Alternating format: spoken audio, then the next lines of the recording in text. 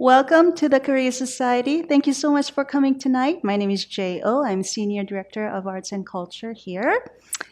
Korean Couture, Generations of Revolution, is a fabulous exhibition at the Cleveland Museum of Art about the history and transformative legacy of Korean fashion. Included in these exhibitions are 17th century aristocratic garments from Joseon Dynasty, as well as contemporary Korean couture by leading and emerging designers such as André Kim, Sang Bong, Chung Chung for the label Lee, Jean Youn, and Shin Kyu Yong and Park Ji-sun for the label Blindness. And we are thrilled to welcome to the Korea Society Darnell-Jamal Lisby, Assistant Curator of Fashion at the Cleveland Museum of Art, who co-curated this exhibition with Sooa Im McCormick, the Curator of Korean Art at the Cleveland Museum of Art. And thanks for coming all the way to New York, Darnell. It's so great to have you here. Thank you for having me. Thank you so much. So we're going to have, after our conversation, a Q&A session. So if you have any questions, you can ask Darnell directly. And if you're joining us online, as this program is being live webcasted, you can send your question via email, artsandculture@koreasociety.org. So I think people are getting a little glimpse of this wonderful exhibition. So how did it all begin? Why did you decide to have an exhibition about Korean couture? So I started at the CMA. I moved to Cleveland. I'll preface, I moved to Cleveland from here in New York back in 2021. They were looking to start fashion exhibiting, and I thought it would be a great opportunity to go and brainstorm and experiment in a completely different place. And Cleveland Museum of Art has an incredible reputation of their art collection worldwide, and I thought it was like a nice marriage between my experience and, of course, the gravitas of the institution. So in starting at the Cleveland Museum of Art as their first fashion curator, I wanted to try to look at subjects that I'm interested in and that I love. And these Korean Couture, as well as another show that I previously curated called Egyptomania: Fashion's Conflicted Obsession, were my first two shows that I pitched. And so when the Korean Couture, I had such a fascination by this like young, emerging designers, Korean designers that are quite frankly just taking over the industry, and it's so beautiful to see their ascendancy but also their creativity, like Miss Sohee or Minju Kim, and so I was like, why not like do a show about Korean high design? And so I was in that headspace, and then my co-curator Swa was also in a very similar headspace, but more in the historical end, and very much interested in exploring the textile art history of Korea. And so we thought, why not? Let's merge together, put our forces together, and produce a show that really balances and connects the past and the present in such a poetic way as we see the Korean culture itself. So when you first started working on this exhibition, what did you think that the story was going to be? And then did it evolve into something else as you and Sua were preparing and researching for the exhibition? Well, we don't have all day to talk too much about the original. There were several iterations, I will say, of this show before we whittled it down to what was eventually presented. As any curatorial process, you always start with something, you never end with what you started with. But that said, one of the original iterations was looking particularly at a little more of a social history angle than what we ended up with. But we still maintained the integrity of the social history as well. So it didn't necessarily leave the show; it just kind of took different forms. And I think that that's what we were leaning into. And of course, you have Rosalie Kim, as we were mentioning, with the Hallyu exhibition at the Victoria and Albert Museum. And so that kind of pop culture angle was something that was like, oh, should we lean into that? I don't. We were trying to figure out how to kind of just stand in our own. And eventually we managed to get down to the themes of aristocratic dress, looking at nature and these Neo-Confucian ideologies that were obviously prevalent during the Joseon dynasty, and that we see kind of repeated in the different creative outlets of some of the designers, and architecture, which obviously all the fashions, as you can see, are very architectural. And so we thought it would be like a nice way to bring it in. But also, this is the largest show we've done thus far at the museum. Obviously, I've only been there several years, so I mean, I haven't been there like 30 years, so it's a hard barometer to test out. But it is our largest show, so we were also figuring out the logistical angles as we continue to grow and grow the fashion department that I'm leading at the institution. So then, what was your inspiration? You just talked about architecture, Yeah. the nature. So what was the sort of the main inspiration, and how did the two of you work together, Sua and you, one who is an art historian and one fashion curator? I mean, both of you are kind of historians too, Right. but And I think, well, with my process as a fashion curator, I look through the lenses of art history and art historical methodologies, infuse them with fashion historical methodologies. So my experience isn't that. It's more like a Venn diagram of I guess, experience between Swa and I. And I think working together, we were able to kind of lay out all of the different principles that we were discovering. We both went to Seoul together. We kind of walked around, went to the different institutions like the Palace Museum, which is absolutely stunning. And we met some of the designers in person and really kind of felt them out a little bit to help us formulate what it is we were wanted to tell in terms of the narrative.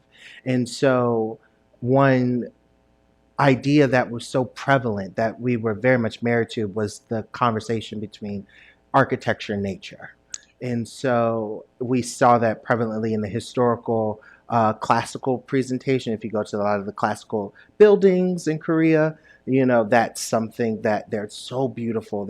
But there's a very specific structure to them. There's a very specific silhouette to them. But then in terms of the actual design, you see the paint, the painting and the decorative elements that we were like, oh, that's something that we can pull and draw from, which is how the hat, the Sang Bong hat, came into to play in terms of the exhibition, and having that hat, obviously it being a motif that's inspired by the paint on the under roofs of palaces and temples. We thought that that was like one way we can begin to kind of formulate the story. But then again, that brings in those ideologies, those Neo-Confucian ideologies of bringing nature inside and having this balance between the indoors and the outdoors. So we wanted to kind of make sure the contemporary was still cyclical to the historical material, and that's where Swa really obviously came into to play with the show, and having the historical material really set up and lay the foundation for all of the contemporary and modern pieces.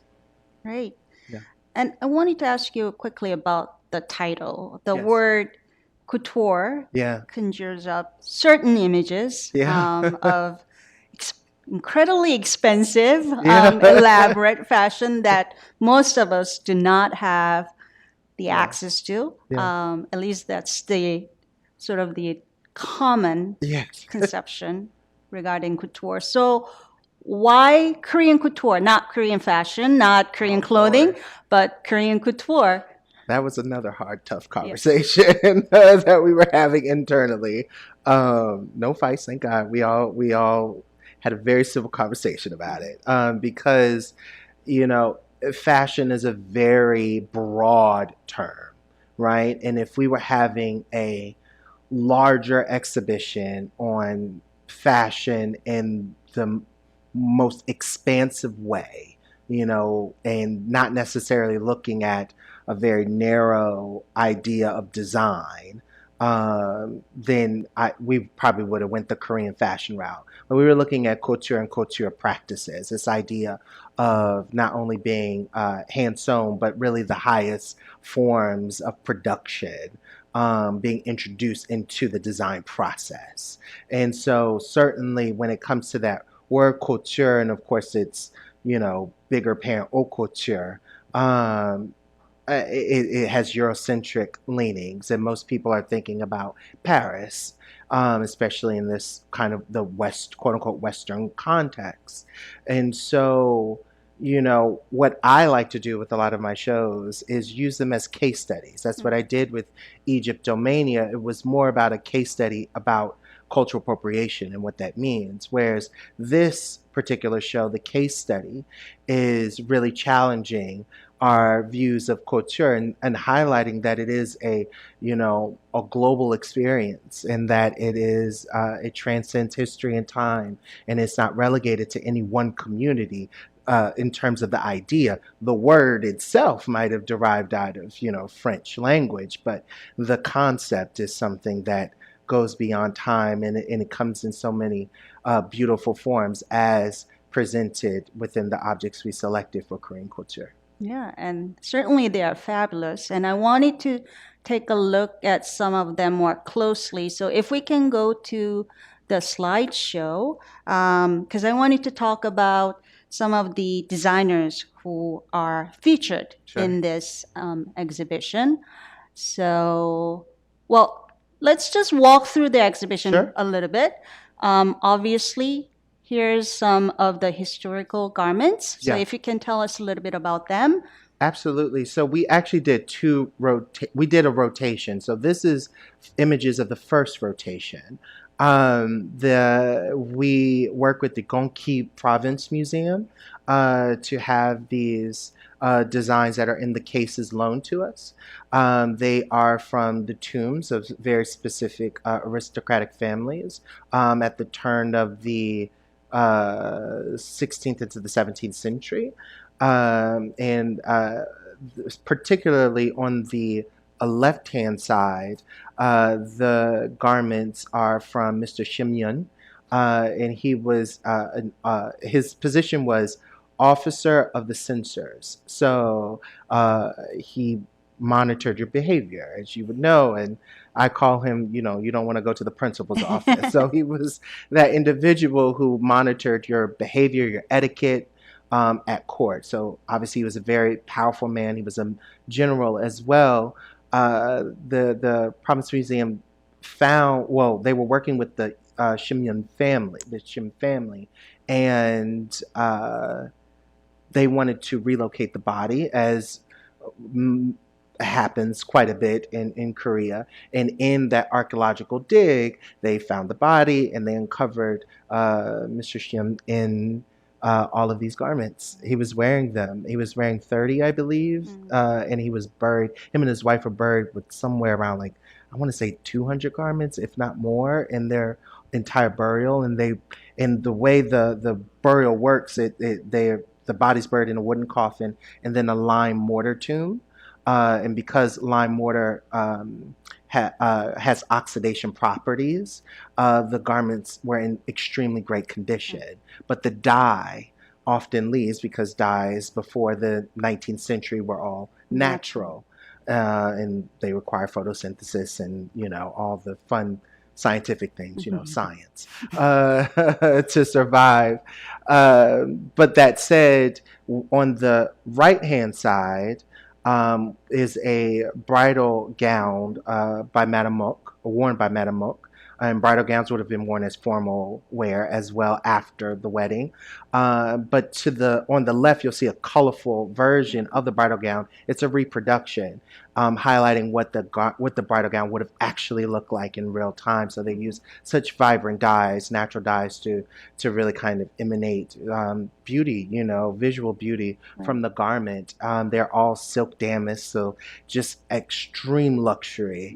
And of course, it's very difficult to dye, and to have dyes that were color fast, so they were just the height of luxury during that period. In the middle are two contemporary art pieces by a local artist, but internationally renowned, Amy Lee. And she works with mulberry paper, mulberry bark, in a lot of her designs. And mulberry bark was used actually as a part of cuffs and collars in Korean and historical wear, and so bringing the what was almost hidden into the forefront was kind of this idea we're working with, because later on we have Jean Youn, one of the designers, who uses mulberry bark in his entire gown. So it's this evolutionary process, but she's incredible and amazing, Amy Lee, in terms of the work that she does in like mastering this particular very tough fiber and making something so effortlessly beautiful. And here's These the are, close-up yeah, of close up. the mulberry pieces. Yes, and the silhouette is more reflecting later periods of Korean dress, to be very clear, because in the vitrines you'll see that it's very different in terms of the silhouette, which the historical garments that we actually had are from an earlier period. And at that point in time, menswear, women's wear was very almost Similar, analogous. right. And so, and then around that time is actually when women's wear became more gendered and more tighter to the body, and eventually transitioned into the, what we all know, the hanbok style, which Right. came much later on. Here's another installation shot of two of the designers. On the right is those first four pieces, from that gray piece to the 7-layered piece. They are by Jean Youn. And he's the first Korean designer to be invited by the Fédération de la Haute Couture to present couture collections between 2010 and 2012. And so highlighting his, design process is something that we were so excited to do. He has this beautiful kind of quilted embroidery that he does on his and a lot of his designs, particularly that 7-layer designs. I know you can quite see it on the red drapery that's the mannequin is holding. You'll see a little bit of that quilted material, of the quilted embroidery. But he loves to kind of play with shape, and then leaning into the idea of the historical layering done in historical dress. He wanted to kind of implement that in a lot of his designs, but also honor André Kim, who originated the 7-layer idea. These are actually his designs here.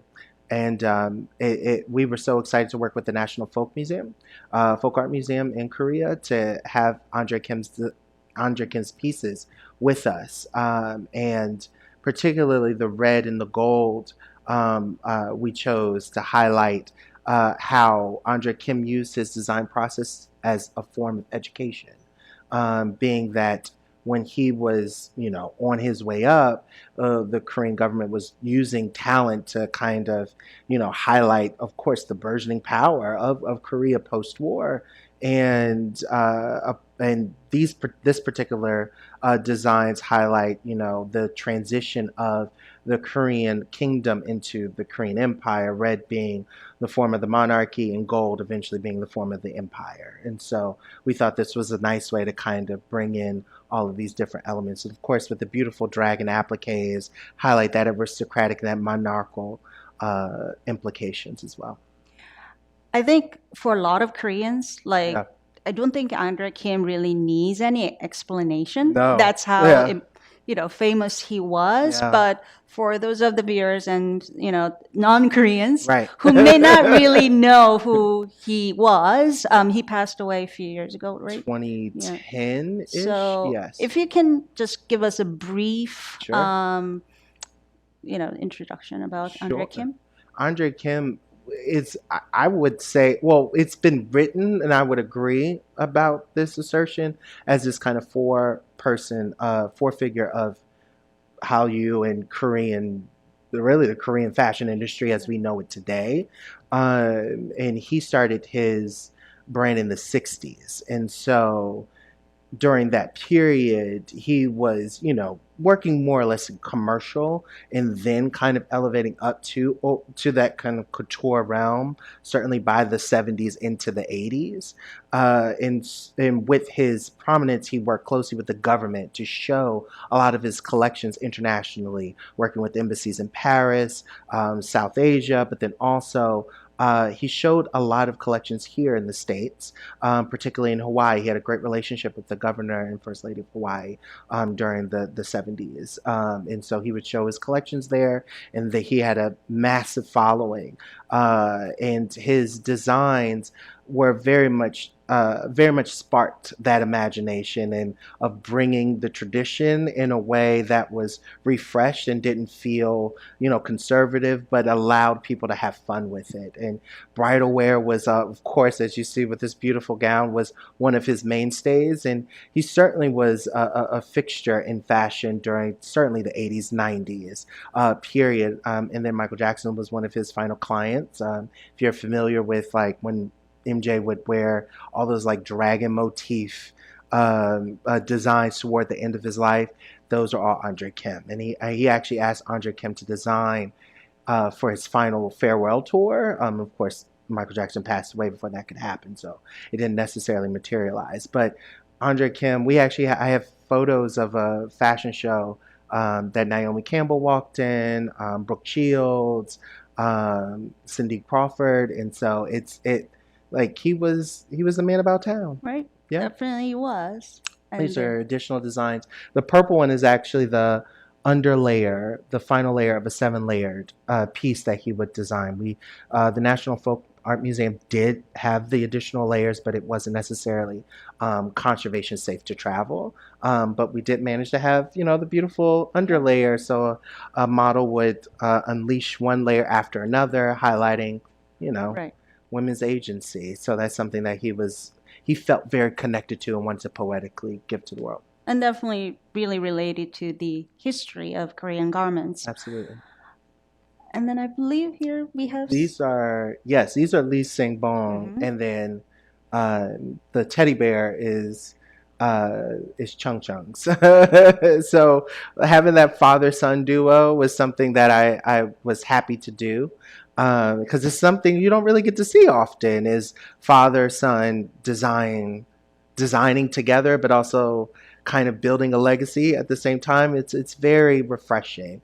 And so, it also kind of underpins the subtitle of the show, Generations of Revolution, as well.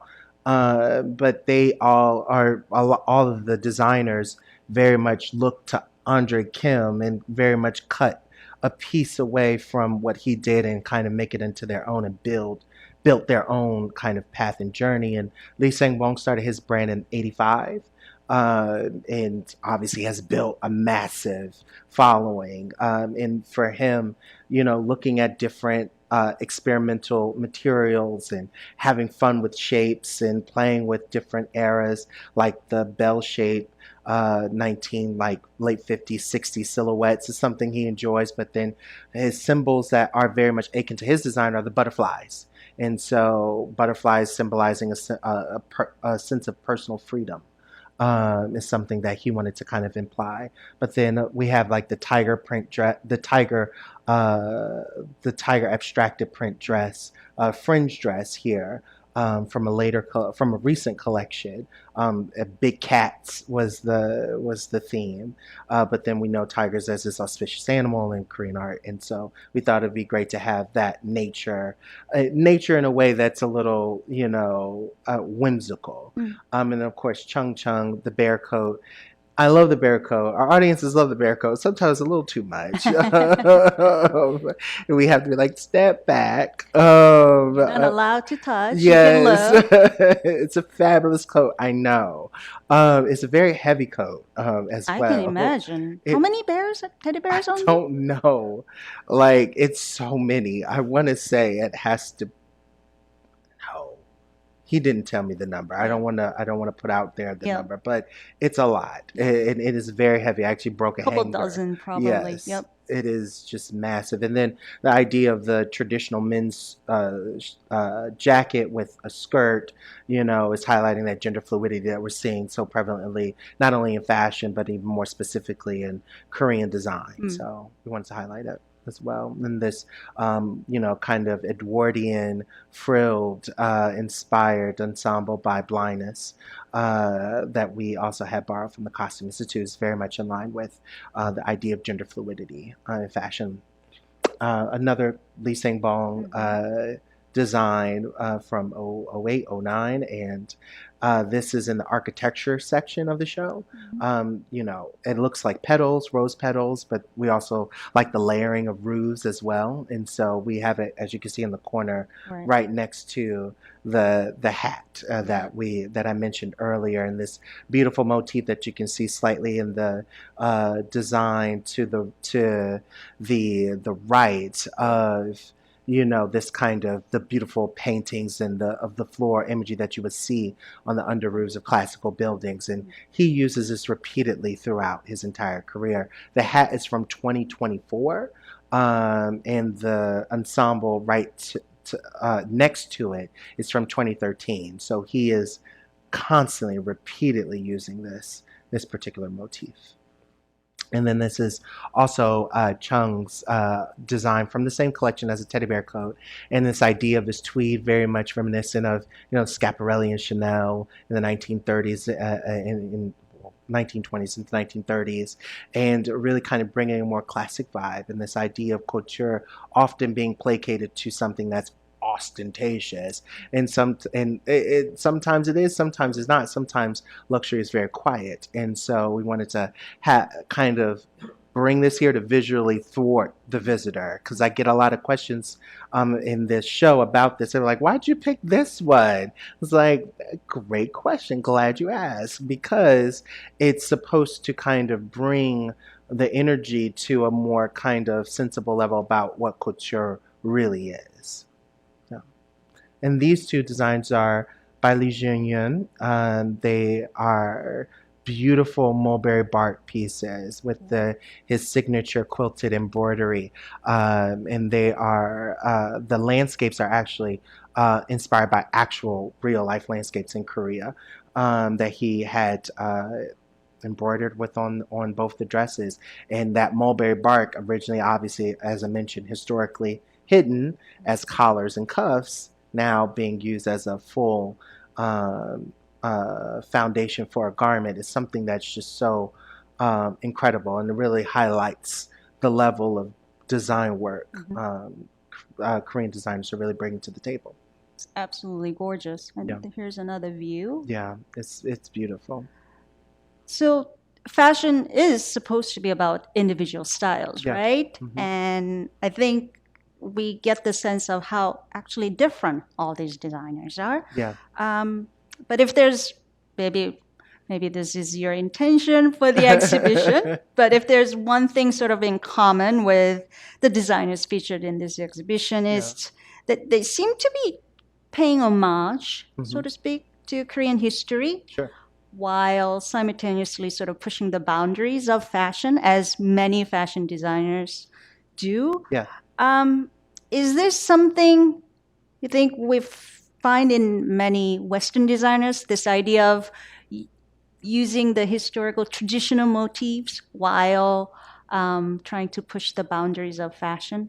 We see it. I see it globally, in different ways. And I think the implications are different, though, right? I think that what I appreciate about what the Korean designers have done, and that I've seen not only just these particular ones that we've selected for the show, but more broadly, is the fact that there's this kind of respectful, nature of kind of using it, but then kind of subverting it in a way that creates newness and a level of modernity that, just pushes the boundaries of fashion. Where in the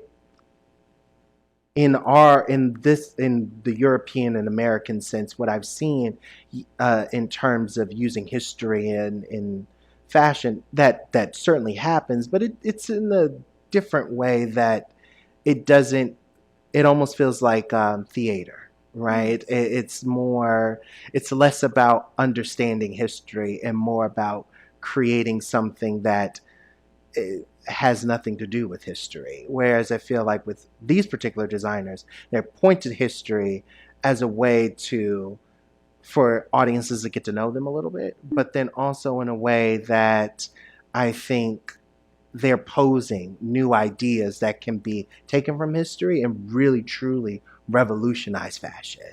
And I think that that's what's so special about these particular designers and the subset of Korean designers across the world. So, do you think this could sort of inspire the future trends? I think so. Yeah. And what are your thoughts on the influence of sort of the non-European, non-American designers and stylists on the stage of global fashion now? What I do feel like there's a lot of elements that we can take and use. I mean, the idea of, for instance, like upcycling is something that is very much in a part of the Korean context, where that was a story that we wanted to tell. We weren't able necessarily to get there for the show, but it's something that we see that we wanted to show in the exhibition, because that bear coat is actually made of all upcycled materials. So he very much only made that in a very specialized way. Obviously he's not making tons and tons of them, obviously for sustainable reasons. But that said, that was a story we wanted to tell, but that's a part of creating something that is obviously melding with our ideas of how to push fashion forward without, harming the environment. And so I think that that's quite amazing. It's not literal. It's just taking the ideas and putting it forward. And I think that that's the beauty about it. In terms of what Korean designers and creatives are doing today, I think that they're adding fresh energy, because fashion has gotten a little rough in the last few years or decade. It's gotten a little rough for many reasons.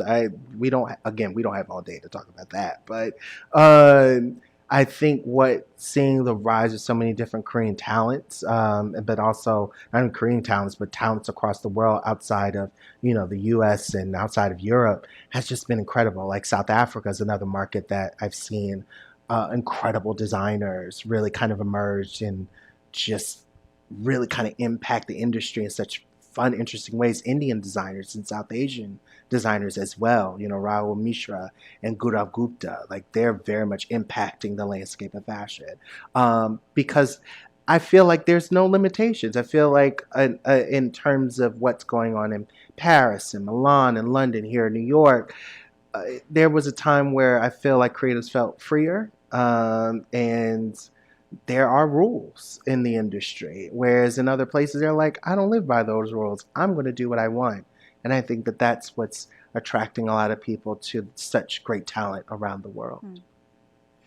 But going back to Korea a little bit, Sure. because South Korea certainly has become this incredibly important marketplace for the global fashion industry. Yes. And you certainly see all the K-pop stars and Korean actors and actresses becoming ambassador for luxury houses. Yes. They are becoming sort of the influencers. Is that helping Korean fashion per se? What's actually happening for the Korean creatives? That's an interesting question, because I will say that on one end, there is a blessing with such emphasis in that market, right? Like, for instance, I live in Cleveland, and so like, there's not, Louis Vuitton's not knocking on our door, to be like, let's put a boutique in the middle of, Tower City. That's not our blessing right now, but maybe in the future. But that said, I think the idea that there is a focus on the market, all in a way helps drive a lot of new creatives to say, oh, now there's attention and focus. Let's get in the game and try to create our own. And I think that there's this simultaneous energy and synergy, essentially, that you have a lot of these major brands coming into South Korea, coming into Seoul, and then the emergence of all of these designers really kind of activating. But that's not to say even before there was such an emphasis that they weren't there. Obviously, speaking like André Kim and Sang Bong, they were there long before and starting incredible brands way before the luxury market really began to focus on Seoul. So it always had been emerging, it always had been growing. But I think now we're in this kind of interesting juxtaposition of the outside market coming in, but then the market that is from Korea coming out and making as equal of an incredible splash as the storied houses. That's great to hear. Yeah. Just going back to the exhibition for Sure. a minute, Mhm. you talked about rotating the Yes. some of the pieces. Yes. So what was sort of the particular challenges in handling such delicate, antiquated pieces? So hard. It's always a uphill battle because historical garments, particularly because obviously again these are from the turn of the 16th century into the turn of the 17th century, but they were produced at the end of the 16th century. So it's it's rare to have these examples. Like even when I'm thinking about that period, that's basically the late Renaissance period in Italy. Like we don't even have many examples of those garments that exist, let alone these are in such great condition. So you just want to make sure the care is optimum. And so we have an incredible conservation team led by Sarah Couture, who's actually, we both worked together at the Costume Institute here at the Met. She was the chief conservator there for over a decade before coming to the Cleveland Museum of Art in 2020. And so as a fashion conservator, a textile conservator, having her leadership and guidance. And then, of course, our other textile conservator, who's also been at the Cleveland Museum for years as well, Robin Hansen. She's a very storied individual conservator in our field. They understand how to work with such delicate garments. And we worked it out with the Province Museum to see when a good time to rotate the garments would be. And we gave it roughly about a little over 2.5 months. And so we rotated the next and prepped them in the same way that we did the first time and made sure that we handled with extreme care. The cases are obviously temperature controlled so that there's no harm to the garments. And of course, they're built in a way that has a reduction of dust or anything like that that would harm the garments in the long term as they're being displayed for such a period of time. So we know they are precious because we Yes. don't have a lot of them. Mhm. We all have closets full of Yeah. too many clothes and yes, we don't know what to wear. Is there any interest in preserving the contemporary fashion? And I mean, as I mentioned earlier, we don't really have access to such refined Yeah. clothes. Most people, it's all about fast fashion these days. Mhm. So, as a fashion curator, Mhm. what do you think we should preserve and how should we think about what to leave behind when we are just inundated with so many things? I know, and for me, it's things that I can't fit anymore. Obviously, shout out to the pandemic. But it's a twofold thing because I think a lot of people placate fashion curation to like large comprehensive institutions like the Cleveland Museum of Art, the Metropolitan Museum of Art, the V&A, Musée des Arts Décoratifs, so on and so forth. And in these kind of spaces, of course, we're looking at fashion in a very specific way. We're looking at in the same way that you would, masterworks across the world. So we have a very narrow kind of idealistic collection and acquisitions process. But there's other institutions that we can't forget about that do just as equally a great job and great work into our communities, like historic houses or history museums, local fashion museums, and they have a much more expansive collecting mission in terms of looking at the different levels of fashion. So sometimes you may think, this H&M collaboration, ensemble you got 10 years ago is like, I'm done with it.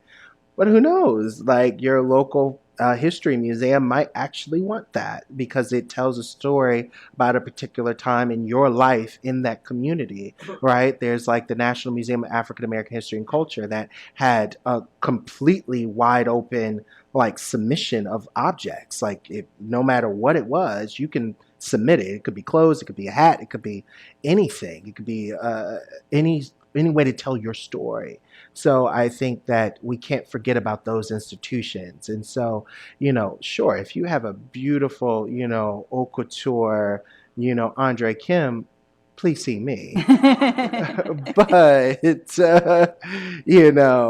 but if you have, I don't know, and a Helmut Lang ensemble that was your first big purchase that, you really loved and you always cherish and you gave to your kid or something like that, maybe that's something for a local history museum that they might want to acquire in their collection. We have a great history museum, Western Reserve Historical Society, aka the Cleveland History Museum, that does this. Patty Edmondson runs it. So we welcome that kind of storytelling. So it just depends. What we wear also tells our stories. Exactly. So I think we're almost ready to go to the question section. So if you have any questions, please raise your hand. I have a question about the mulberry bark Sure. garments. They're quite beautiful, especially because they bring such a strong element of nature into the fashion piece. But my question, I'm wondering, if they were just made of mulberry bark, they would be paper garments, no? Or They were are other paper. threads? They were paper. These are paper. Ah, Yes, interesting. these two are actually paper. Thank Yes, and the Jean Youn pieces are mulberry bark and silk. They're a mixture. They're compound base fabrication. But these two Amy Lee pieces are actually paper garments. And funny enough, we had like a big opening. Well, we do every month. I'm sure you're familiar. Brooklyn Museum does their Target Saturdays like once a month. We have a very similar situation at the Cleveland Museum of Art called Mix that we do the first Fridays of every month. And so when we opened the show, our mix was K-pop themed back in May. And Amy Lee wore the gray version of the top, a gray version of that to the mixed party. So technically, even though it's paper, it is wearable. So even though that wasn't necessarily the implication, but it's possible. But yes, they are paper. Mm-hmm.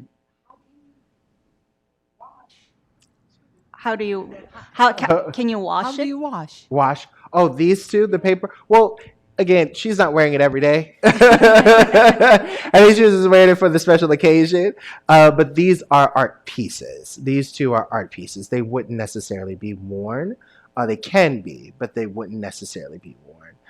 Hence why we have them suspended, in the exhibition design and not necessarily on mannequins, because they're not practical in terms of wearing. But that's sometimes fashion with the capital F. So. It's just a comment. There's a bag at Trader Joe's that's made out of paper, and it's like the thing now.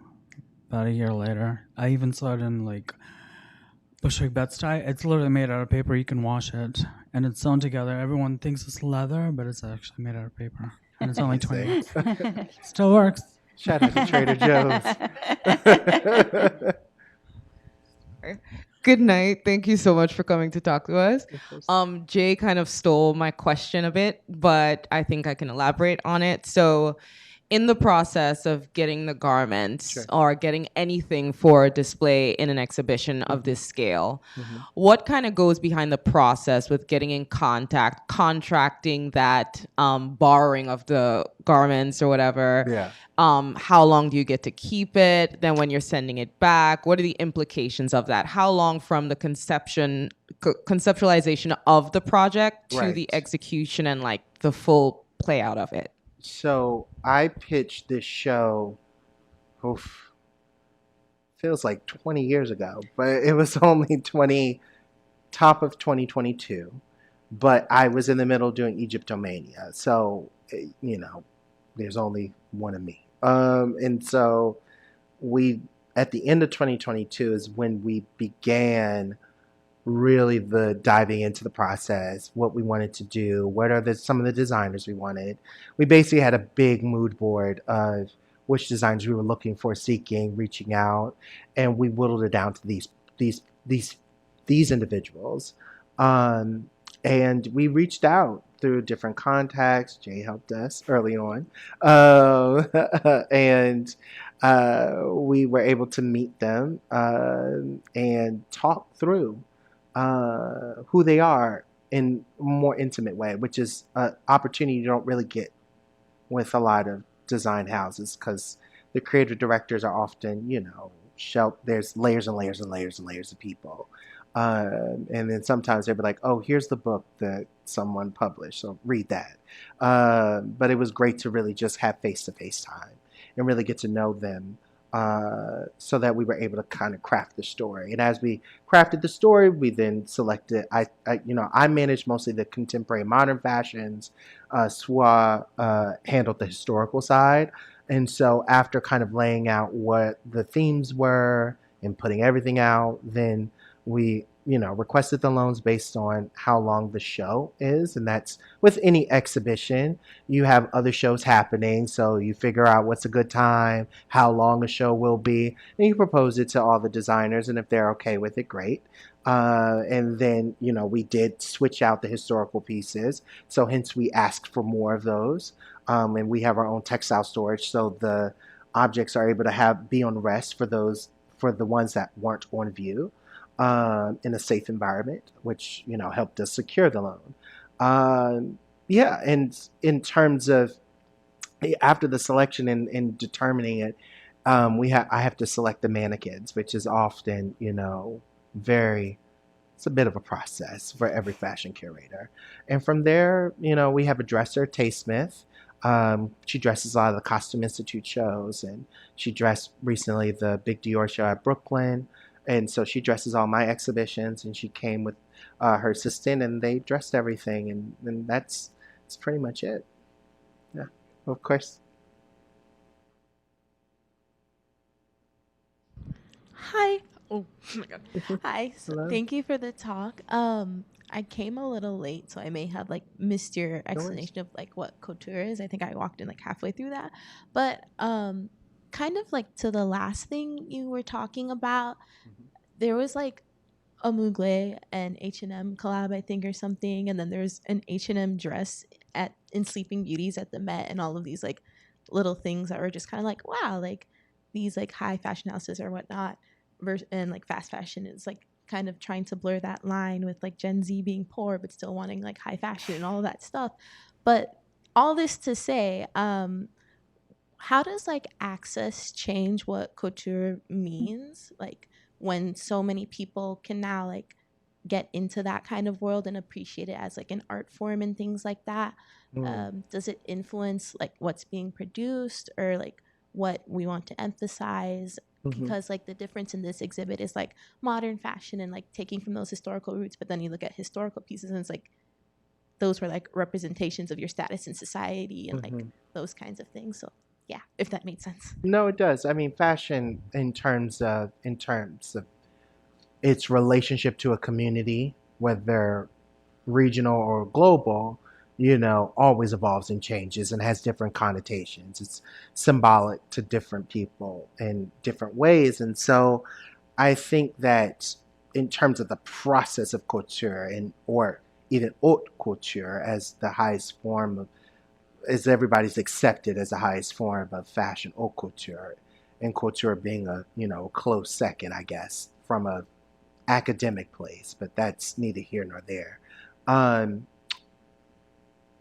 The art of it hasn't changed and its value hasn't changed. It's a very specific thing because you are making something using the best qualities of fabrication, the best qualities of production, the best artistic genius that you can infuse within a particular garment. And I don't think that has changed. I think what has changed is the accessibilities between the houses that maybe produce haute couture, couture, and the wider view. And a lot of that has to do with technology, right? Like social media and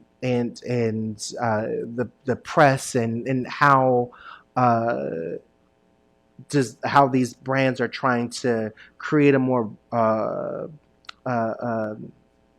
accessible relationship with audiences, for lack of better terms, and I think that a lot of the brands are trying to figure out product in ways that they can connect everybody to them so that more people can be a part of their experience that they're producing, not just those who can afford couture and haute couture, but at the same time having that piece of art or having that piece of that heritage is something that they want to share, and which is a lot of the goals of many houses across the world, no matter if they're in Paris or in Seoul, is to have a little piece and have that element that you can carry in terms of the story that they're telling and make it a part of your own story. So I think it's just a matter of accessibility and the goals of accessibility. But in terms of the practice of haute couture and couture, I don't think that has shifted or changed. But I definitely think that the vision of who's included in fashion and the inclusivity of fashion has definitely evolved. Speaking of fashion, how's the audience and visitors' reaction? What has been their sort of impression? Yeah. You talked about how popular the teddy bear coat is. Yes, it's popular with the kids, thank God. And maybe one too many adults, no. But we've received a great reception. We have, just south of 54,000 people have seen the show, which is incredible for us at the institution, right? Cleveland's a population of a little over 200,000 people. So, it's like in terms of ratio, that's great for us, right? We're not New York City with 19 million people living around. And so it's a different scale. And so in terms of ratio, this is actually up from even more up from Egyptomania, because Egyptomania had about a little over 100,000 people. So, and that was open for a longer period of time. And Korean Couture is only open for about 4.5 months. So it's great that we're getting such an incredible reception and that our audiences in Northeast Ohio and the Midwest are very much gravitating to the work that we're doing and that we're trying to aim in bringing fashion into our collection and really using fashion to relook at our collection in new ways. And of course, I'm thankful to our incredible support system in terms of our donors, the Korea Foundation, as well as, our incredible leader, Bill Griswold, our director, who very much believes in the vision that I'm leading at the institution in terms of fashion. So, we're onwards and upwards. Do you see any difference between, say, a person of Korean heritage coming to the exhibition, their reaction versus non-Koreans? It's interesting. I think that they're both sides are elated. I've seen both reactions. I don't go to the exhibition every day because I get a little overwhelmed because you ask a lot of questions. I'm like, but I have seen both reactions, and I think that there's one of gratitude and happiness from those who are of Korean heritage who come in and excited to see, a piece of them in the museum, because obviously we have a great Korean art collection. We also have another show right now called Seven Jewel Mountains, which is a digital experience that Sooa has put on upstairs, which people are loving that as well. And so we have such a great groundswell of people that are flying from Korea to see both shows. So it's been nice. And those who aren't Korean, they've been enjoying it too, because they're like, wow, there's such incredible creativity. Like, I want to enjoy the fun, and to the point where I have to be like, please don't touch my clothes. Yeah, question? Online question. Sure. And the question was, how do you see Hallyu, like the Korean K-wave, Yeah. influencing Korean couture and Korean fashion? Well, it's well, as I mentioned with André Kim, you know, he's seen as the figure of Hallyu, so that played a role in our show in some capacity, and then seeing, you know, Chung Chung and the Blindness team really build on that through what they're doing is very much highlighting Hallyu, and so we wanted to have that flair. Hence why I chose the bear coat. You know, it adds a certain level of whimsical aspirations that, you know, K-pop and K-wave, you know, alludes to. So it very much is a part of the show. You refer to them as your clothes, so Yeah. I'm Yes. guessing that you're very attached to them. I'm always attached to my clothes. Okay. But if you had to choose one Oh Lord. that not only your favorite, but that you think sort of encapsulates this exhibition, is there one or two? They're all my children. Mhm. I will say, I think they all do in different ways. It's so hard to pick. The 7-layer dress from Jean Youn and connected to André Kim in those two stories speak to me a lot. But then also the hat that Sang Bong designed also speaks to me as well. This idea that everybody asks so many questions. Is somebody wearing something under there? Right. I'm like, well, it's a mannequin, and also no.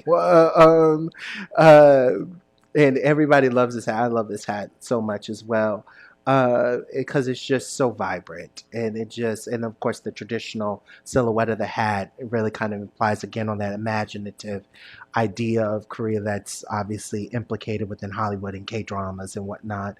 Right. But then leaning into the theatricality, but bringing in the actual history together, something that I think qualifies it as a nice anchor for the show. But they're all my kids. Well, Korean Couture, The Generations of Revolution is on view at the Cleveland Museum of Art until October 13th. So you still have chance to go see it if you go to Cleveland. And unfortunately, because of all the delicate matters involved with the preservation, unfortunately, the exhibition is not traveling. So if you would like, this is your chance. But thank you so much for joining us tonight for this wonderful preview of your exhibition. Congratulations. Thank you. And wishing you all the best. Thank you so much. Thank you, everybody. Thank you.